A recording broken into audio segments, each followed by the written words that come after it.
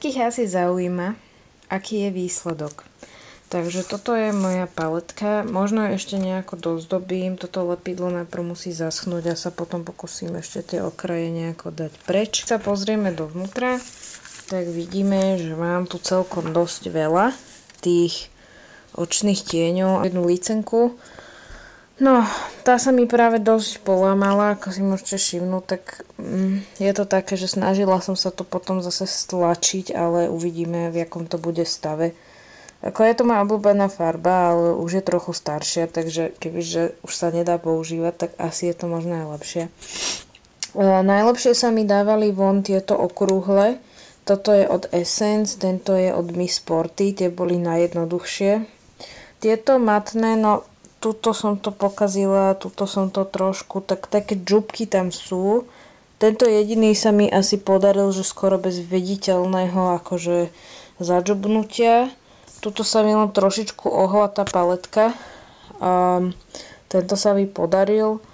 A tento som zistila, že on nemá tie kovové vecičky, tie nádobky, takže ten som len takto vypačila, dala som ho sem, lebo každopádne je to úspora miesta, čo je vždy pekné.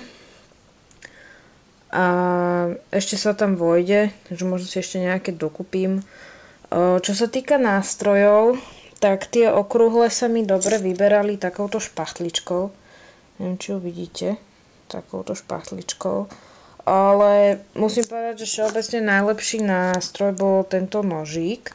Konkrétne jeden z týchto, tento maličký nôž proste, lebo je malý, je špicatý a dobre sa s tým ide do tých tieňov. Každopádne, aj keď niektoré tiene nepotrebovali nahriatie, odporúčam to nahriať, lebo tento som si tak, že hej, to pôjde a potom som ho celý dolámala a keby som ho bola bývala hneď nahriala a tento zase tu mi nôž uletel, hej, takže je to také, že keď si človek dá na to väčší pozor, tak... No a teraz tu vidíte tenučku paletku, v ktorej mám tie tiene. Áno. Vidíte, že sa nehybu, že zostali prilepené, lebo to je vlastne magnetická páska. A poďme sa pozrieť, že koľko miesta som si ušetrila, hej. Tento jediný sa mi nepodarilo vôbec tam dať, pretože keď sa poriadne pozrete, ono je to taká farba, že to asi nevidno na tom videu. Ale tento jediný je vlastne taký, že on nemá tu, zase nemá to kovovú časť. Väčšina Essence nemá kovovú časť. Neviem prečo ten jeden mal, ale väčšina ich nemá. Takže tento konkrétne by som sa vyslovene vyškrabať. Ako vidíte, pokúsila som sa o to. Takže to neodporúčam, vždy si to radšej proste pozrite, zistite, či to má, nemá z boku, keď sa dá. U tohto sa to nedalo, takže tam som išla proste naslepo, že pôjde to, alebo si ho zničím trošku, odriapem, čo vždy je človeku ľúto, toto je naozaj dobrý očný tieň.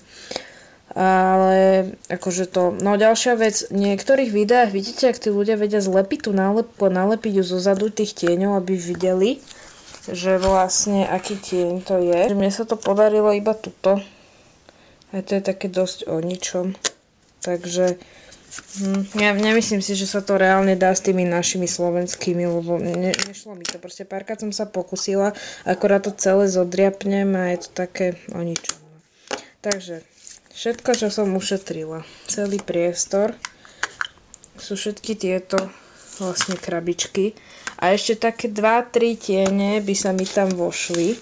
Dokonca týchto matných by sa tam došlo veľa. A pozrite sa, že aká je hrubá tá krabička. Proste tá krabička je strašne hrubá, pomerne ťažká. Na to, že koľko váži ten tieň aj s tým magnetom, tak tá krabička je ťažšia než ten tieň. Takže určite, keď cestujete, tak je to lepšie. A tak. No. Takže toto je moja paletka zatiaľ, ešte na nej budem trošku pracovať. Len som vám chcela ukázať takýto rýchly návod a trošku rady, že čo robiť, čo nerobiť. Takže tak, vidíme sa na budúce. Čaute.